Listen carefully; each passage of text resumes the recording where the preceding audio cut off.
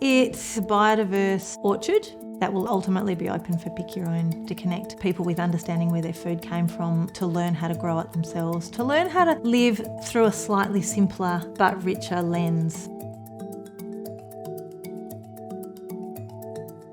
I love old homes and I love the character and charm of old homes, but they can be a bit impractical. What we wanted to do was open it up, give it a sense of feeling light and bright and airy. Then the second priority was to make it feel warm. Coated white paint was the first thing we did, and then white floors. Changed windows to try and give us more access without them being blocked. Heating is really critical, so we have spent really good money on getting the Rayburn in, which has a water jacket, and we wanted one that gave us the ability to heat the house, heat the hot water heating, and also cook our food.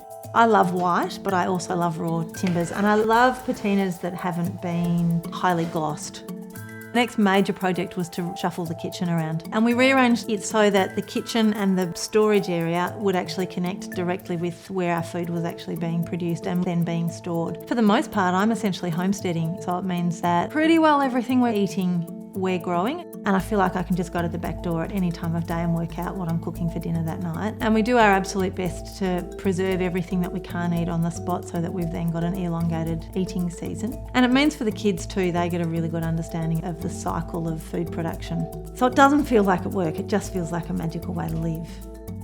The very first project was getting the veggie garden going. We used sticks that we collected from the nearby bush and used that to keep our geese out. It didn't cost us anything, it just took a bit of ingenuity, a bit of creativity and a bit of time.